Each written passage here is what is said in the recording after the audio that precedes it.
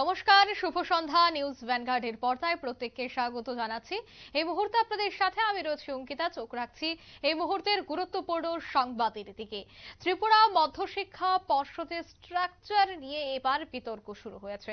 পর্ষদের fee structure বাড়ানোর প্রতিবাদ জানিয়ে আজ এসএফআই টিএসইউ বিক্ষোভ শিক্ষা দফতরের সামনে। উত্তাল শিক্ষা দফতর এবং ঘটনাস্থলে পশ্চিম আগরতলা থানার পুলিশ উপস্থিত হয়। পরীক্ষার ফি স্ট্রাকচার বৃদ্ধির প্রতিবাদ জানিয়েই এই বিক্ষোভ প্রদর্শন এসএফআই এবং টিএসইউর জোরালো প্রতিবাদ। তবে সঙ্গে সঙ্গে সেখানে পুলিশ উপস্থিত হয় এবং পরিস্থিতি সামাল দেয়। শিক্ষা ভবন চত্বরে তারা বসে বিক্ষোভ দেখায় এবং এই সিদ্ধান্তের তীব্র বিরোধিতা জানায়। তাদের অভিযোগ, যার অর্থ রয়েছে সেই পড়াশোনা করতে পারবে। কেন এই নয়া স্ট্রাকচার, কেনই বা আনা হলো, টাকার এত অঙ্কের পরিবর্তন? একাধিক অভিযোগ কিন্তু তুলছেন। তবে সে বিষয়ে এসএফআই নেতা কি বলছেন শোনাবো একবার। রাজ্যের যিনি মুখ্যমন্ত্রী তিনি শিক্ষামন্ত্রী, তিনি বরাবরই রাজ্যের মধ্যে ছাত্রদের উপর ভয়ানক আক্রমণ এই রাজ্যে সংঘটিত করেছেন। শুধু এখানে ক্ষান্ত না, রাজ্যের ছাত্রছাত্রীদের থেকে অর্থ আদায় করে রাজ্যের সরকারি কোষাগার ওরা বৃদ্ধি করছে, এটাই তাদের মূল লক্ষ্য। আপনারা দেখেছেন যে এই শারদীয় উৎসবে কেন্দ্র করে রাজ্যের অজস্র নেতা মন্ত্রীদের ফ্ল্যাক্স লাগিয়ে ধন্যবাদ জানিয়েছেন। আমাদের প্রশ্ন হচ্ছে, তারা বলছে যে এই টাকা বৃদ্ধির মূল কারণ হচ্ছে রাজ্যের দ্রব্যমূল্য বৃদ্ধি।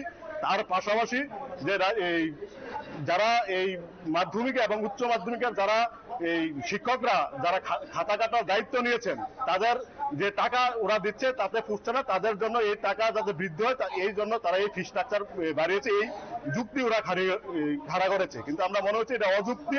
কারণ যারা এই ফ্লেক্সের নাম করে যে সরকারি কোষাগারে প্রচুর পরিমাণে যে টাকা, এই টাকা যে সরকার খরচ করছে, কিন্তু শিক্ষাক্ষেত্রে সে টাকা সরকার খরচ করতে ব্যর্থ।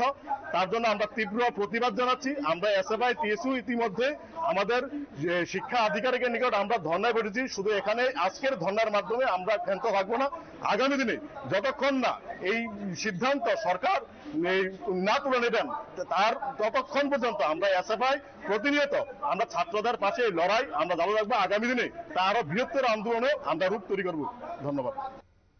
আপনারা শুনলেন তাদের এই বক্তব্য, অর্থাৎ এসএফআই এবং টিএসইউ জোরালো দাবি, এবং তাদের এই দাবি পূরণ না হলে আগামী দিনে তারা বৃহত্তর আন্দোলনে নামবেন। অন্যদিকে রাজ্যের মুখ্যমন্ত্রী যেহেতু শিক্ষামন্ত্রীর দায়িত্বে রয়েছেন, তবে কিভাবে এই ফি বৃদ্ধি করা হচ্ছে, তবে সেই বিষয়টাই রাজ্যের মুখ্যমন্ত্রীর দিকেও কিন্তু তারা সোজা আঙুল তুললেন। নিয়ে নিচ্ছি ছোট্ট একটি বিজ্ঞাপন বিরতির সঙ্গে থাকুন।